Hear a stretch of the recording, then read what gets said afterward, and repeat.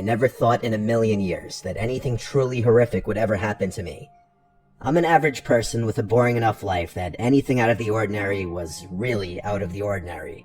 This is why I was always okay with watching or listening to those creepypasta and true horror stories on YouTube. I still do watch them often, but after my own experience, these stories scared me in a whole new way. It was late at night, I'd say around 4 a.m., but I don't really know for sure, and everyone else in my house was asleep. My mother and both of my grandparents. For the past 2 months or so, we get at least one major thunderstorm per week, and it just so happened that this one decided to start earlier that night. Now, I always enjoy a good thunderstorm, especially at night when you can go sit by a window and just watch the lightning.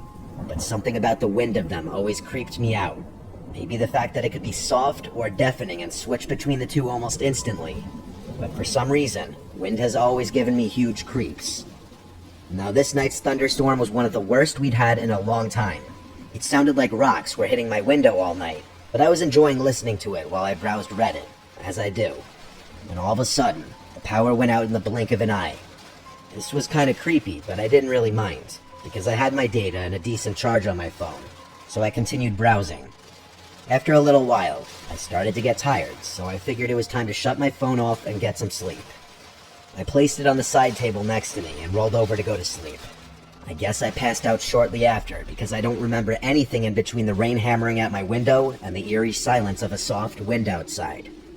I assumed the rain stopped while I was asleep.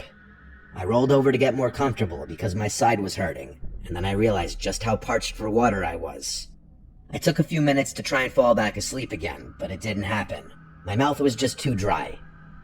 I sat up, grabbed my phone, and turned on the flashlight so I could have a source of light to the kitchen to grab a glass of water and go back to bed. As I opened my bedroom door, I was smacked in the face with a blast of cold air. It was freezing in the living room. I quickly threw on a sweater and continued to the kitchen. As I was nearing it, I could hear the wind becoming louder and the temperature become colder. I reached the kitchen and walked in, grabbed a glass from the cupboard, and started to fill it with water from the tap. I took a quick glance around the kitchen and noticed something weird. The door to the patio was left open. Naturally, I was weirded out by this and a little scared, thinking of how that could happen. I ended up rationalizing to myself that my grandfather must have left it open earlier that night and just forgot about it. I walked over to the sliding door, glanced over my shoulder out of paranoia, and slid it shut and locked it. I fast walked back to my room just in case. I opened my door and closed it behind me, and then laid back down in bed, my glass of water on my side table, and flashlight still in hand. I was able to calm myself down slightly, enough to turn off the flashlight and try to get some shut-eye. Something inside of me wasn't letting me forget the possibility that there might be someone in my house. I got back out of bed again and slid my chair from my desk to my door in an attempt to keep someone out.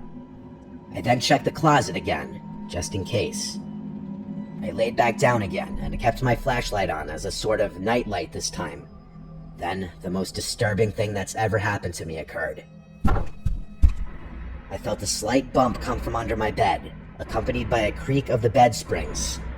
I then realized I hadn't checked under my bed like an idiot. It felt like I was gonna vomit, and I leaned off the side of my bed and peered underneath. I saw the disturbing sight of an extremely unhealthily skinny woman with bloodshot eyes and yellow teeth staring back at me. She was smiling an ungodly grin that I still can't get out of my head. She stared at me for at least 3 seconds while I was still trying to process what I was seeing, before she, I swear to God, cackled like a fucking witch. At this point, my whole brain was screaming nope, and I leapt out of my bed towards my door, moved the chair as fast as possible, and sprinted down the hall to my grandparents' room. I banged on the door as loud as I could while calling for my grandfather.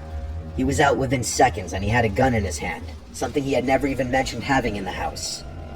We ran to my room, him in front of my grandmother and we just barely caught a glimpse of a white figure running away from the bedroom window. My grandfather took a shot, presuming as a warning to tell them to never come back. We didn't end up calling the police because we figured they wouldn't be able to do anything since we don't have security cameras or have any idea who she even was. All I can guess was that this woman was dangerously ill and saw my bedroom light on before the power went out.